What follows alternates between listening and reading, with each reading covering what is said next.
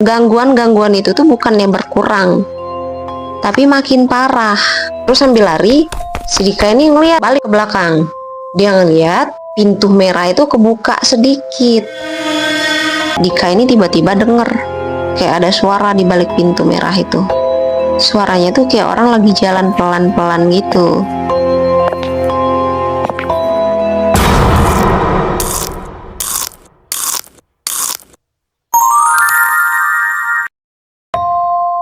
Selamat datang di catatan terakhir.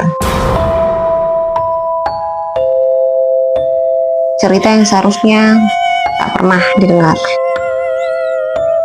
Pernah nggak kamu tinggal di rumah atau kontrakan yang bikin bulu kudukmu merinding tiap malam? Rumah itu kalau dilihat dari luar biasa aja. Nah, tapi ada satu sudut rumah yang selalu bikin kamu untuk menghindar, atau yang selalu kamu hindari. Jadi guys, kisah ini tuh adalah kisah nyata yang berasal dari seorang mahasiswa di Jogja. Dia nggak mau identitasnya disebut, jadi kita panggil aja dia Dika. Jadi Dika ini pindah ke kontrakan, dimana kontrakan itu kontrakan lama, karena bulanan dia di kontrakan dia yang saat itu dia tinggalin itu udah habis. Jadi dia carilah kontrakan yang baru, tapi rumah lama. Dan ini kontrakannya itu dekat sama kampusnya Dika. Rumahnya itu besar, udah gitu murah banget lagi. Tapi minusnya agak jauh dari jalan utama. Awalnya nggak ada yang aneh, cuma Dika ngeliat ada satu ruangan yang pintunya dicat warna merah. Pintu itu terkunci rapat, dan pemilik rumah bilang jangan dibuka, itu gudang dan isinya kosong. Jadi pas malam pertama Dika di kontrakan itu, Dika ini tiba-tiba denger kayak ada suara di balik pintu merah itu. Suaranya tuh kayak orang lagi jalan pelan-pelan gitu.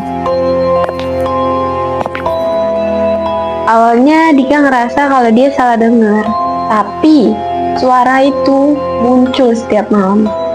Malah kadang diselingi suara ketukan.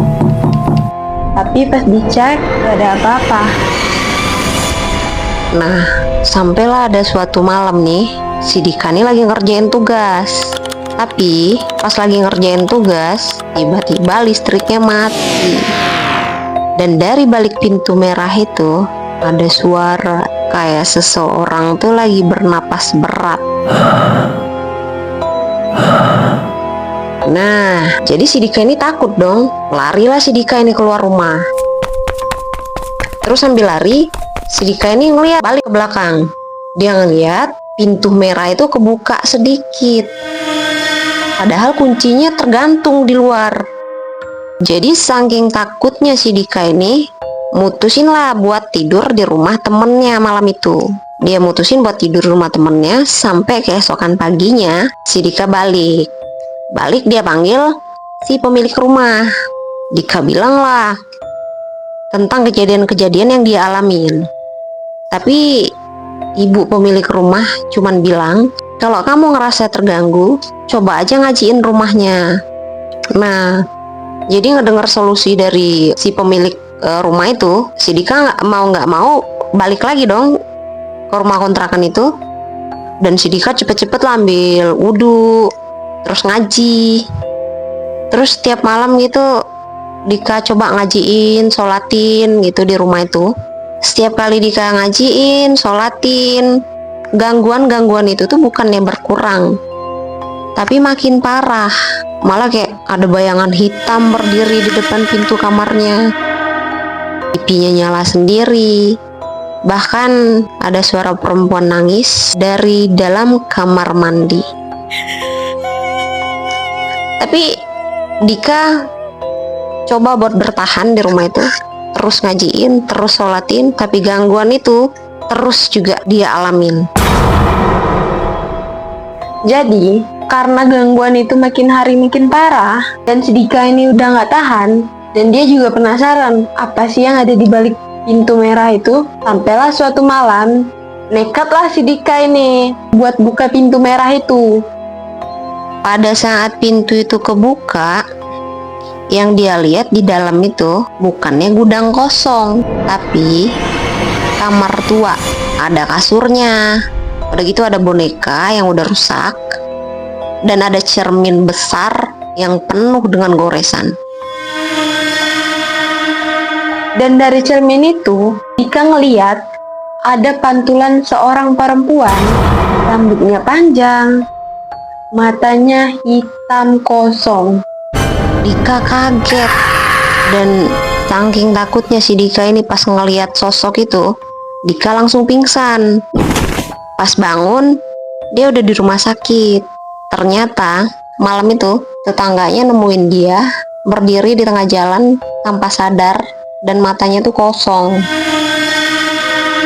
Dan beberapa minggu kemudian, karena Dika ini udah gak tahan lagi dengan semua gangguan-gangguan yang dia alami, akhirnya Dika mutusin buat pindah. Tapi sebelum pindah, dia sempet cari tahu dulu sejarah rumah itu. Ternyata cerita dari cerita atau sejarah dari rumah itu, dulunya kamar itu adalah kamar seorang anak perempuan yang bunuh diri. Dia bunuh diri setelah dikurung berhari-hari oleh ayahnya sendiri. Dan kenapa pintu itu dicat warna merah?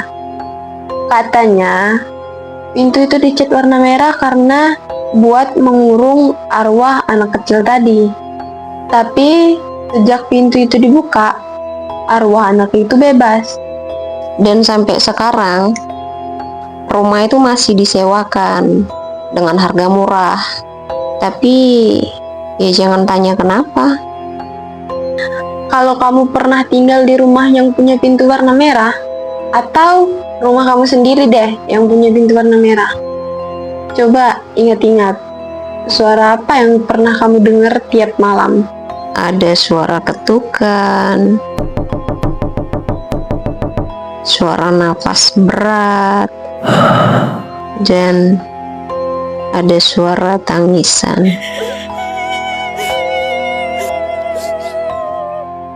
Oke, terima kasih sudah mendengarkan catatan terakhir. Dan catatan ditutup.